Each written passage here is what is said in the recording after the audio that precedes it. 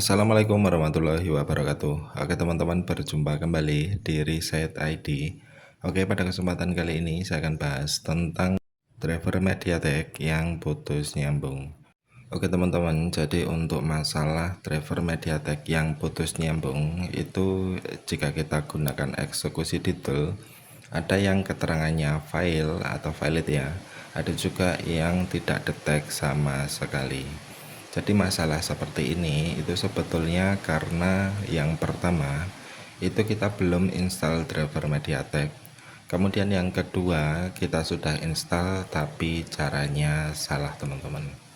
Karena untuk driver MediaTek itu bisa dibilang agak susah ya untuk proses installnya. Jadi ada beberapa settingan yang harus kita setting terlebih dahulu. Dan pada tutorial kali ini itu berlaku buat yang belum install sama sekali, dan buat yang sudah install tapi mungkin terdapat kesalahan.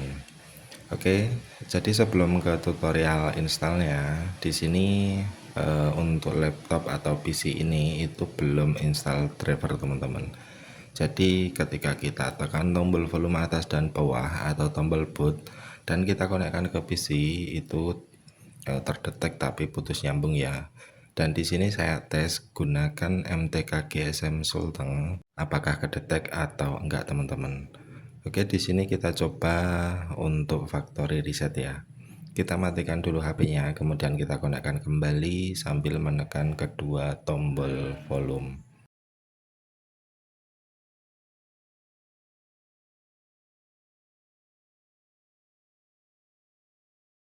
Oke, kita tekan dan kita tahan kedua tombol volume atau tombol boot ya. Kemudian kita konekkan HP-nya ke PC. Dan di tool MTK GSM Sulteng itu sudah saya klik execute atau eksekusi ya. Kita tunggu dan bisa diperhatikan di tool MTK GSM Sulteng itu proses tidak berjalan sama sekali. Dan di device manager itu terbaca tapi putus nyambung teman-teman. Oke, lalu bagaimana solusinya untuk mengatasi masalah seperti ini? Jadi langkah pertama teman-teman setting terlebih dahulu. Kemudian yang kedua teman-teman install driver MediaTek, lib USB driver dan USB DK ya. Oke, jadi untuk settingannya kita ke tampilan PC terlebih dahulu. Di sini untuk driver MediaTek sudah saya siapkan tapi belum saya ekstrak teman-teman. Jadi biarkan seperti ini dulu ya. Oke, kita tutup. Kemudian di kolom pencarian teman-teman ketikkan saja run. Oke, setelah muncul kita pilih. Kemudian di sini di kolom ini teman-teman ketikkan gpdit.msc. Jadi untuk tulisannya samakan dengan yang ada di layar PC. Kemudian kita pilih OK. Kita tunggu sampai terbuka seperti ini ya. Dan setelah terbuka, di sini kita coba perlebar ya teman-teman. Kemudian teman-teman pilih administrative template. Lalu di bagian kanan teman-teman pilih Windows komponen. Lalu di sini kita geser ke bawah, teman-teman cari folder Microsoft Defender Antivirus. Setelah ketemu kita buka. Kemudian teman-teman buka di folder Real Time Protection, kita klik 2 kali. Kemudian di bagian turn off Real Time Protection kita klik kanan lalu edit ya. Oke, setelah muncul seperti ini teman-teman pastikan pilih enable kemudian apply lalu oke ya. Jadi kita pilih dulu enable lalu apply lalu oke, karena di sini saya sudah setting, saya tidak perlu setting lagi. Kemudian yang kedua kita kembali ya, kita pilih anak panah ke kiri. Untuk turn off Microsoft Defender Antivirus kita klik kanan lalu edit. Kemudian di sini teman-teman pilih juga enable lalu apply kemudian oke. Jadi kita pilih enable dulu kemudian apply lalu oke. Jadi real time protection dan Defender Antivirus itu kita nonaktifkan permanen. Langkah selanjutnya kita masuk di bagian setting. Kemudian teman-teman geser ke bawah. Di sini kita cari update and security. Lalu teman-teman masuk di bagian recovery. Setelah kita pilih recovery, teman-teman pilih advance startup. Jadi di advance startup ini di bagian bawah kan ada restart now ya. Kita pilih restart now dan otomatis laptop atau PC akan reboot seperti ini. Oke, setelah menyala kembali, teman-teman pilih troubleshoot buat yang menggunakan Windows 10 Pro ya. Kita pilih troubleshoot. Kemudian kita pilih advanced option. Kemudian kita pilih startup setting. Oke, di sini kita pilih startup setting. Lalu kita pilih restart.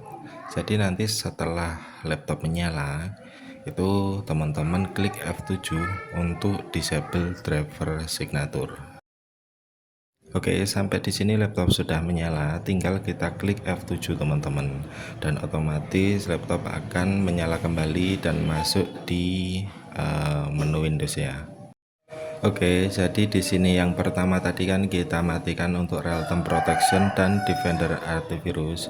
Itu tujuannya supaya ketika kita mengekstrak driver itu tidak terdetek virus teman-teman. Dan yang terekstrak itu lengkap ya. Kemudian yang kedua kita disable driver signature itu supaya driver bisa terinstall secara sempurna. Jadi untuk langkah selanjutnya tinggal kita install drivernya teman-teman. Di sini kita ekstrak terlebih dahulu.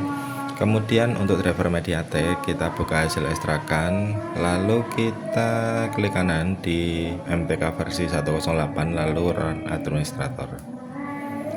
Oke, dan jika muncul pop-up seperti ini, teman-teman pilih atau klik di sebelah kiri ya, kemudian yang tengah, lalu yang tengah kita tunggu sampai muncul satu folder lagi. Oke, di sini sudah muncul satu folder MTK versi 108. Kita buka hasil ekstrakan. Kemudian teman-teman pilih driver auto installer 1632. Kita klik kanan lalu run administrator. Oke, setelah itu kita pilih next, lalu next lagi, lalu install. Sampai di sini jika muncul pop seperti ini kita pilih yes, kemudian kita tunggu sampai proses remove dan install selesai teman-teman. Jadi buat yang muncul pop up, teman-teman pilih saja already install ya. Pokoknya pilih saja already install sampai proses instalasi driver selesai. Jadi setelah install driver MediaTek, teman-teman bisa juga install driver Qualcomm, kemudian Spectrum ataupun Samsung ya. Oke, setelah itu kita kembali, kemudian kita buka folder yang paling bawah. Teman-teman klik kanan di driver installer.exe lalu run administrator. Kemudian teman-teman pilih install driver lalu start ya. Dan buat yang muncul pop up kita pilih saja already install teman-teman. Oke, setelah muncul completed seperti ini berarti driver MediaTek sudah berhasil terinstall. Tinggal kita coba tes ya.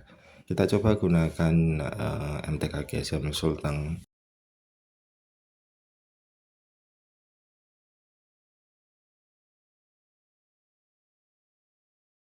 Oke, setelah tool terbuka kita pilih install driver ya.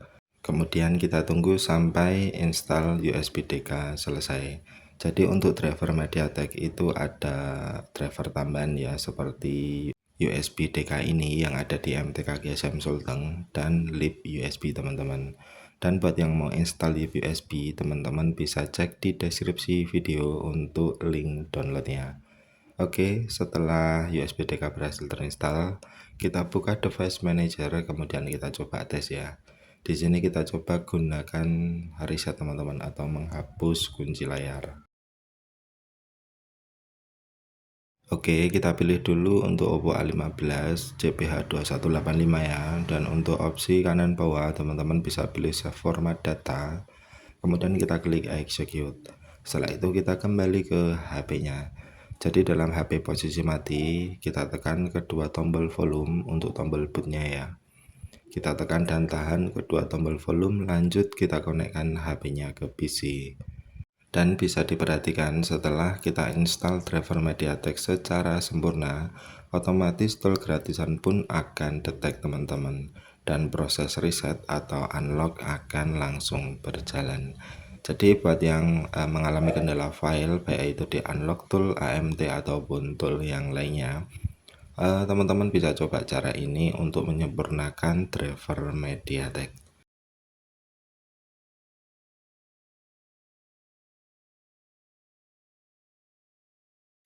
Oke teman-teman, mungkin sekian dari saya tentang cara mengatasi driver MediaTek putus nyambung.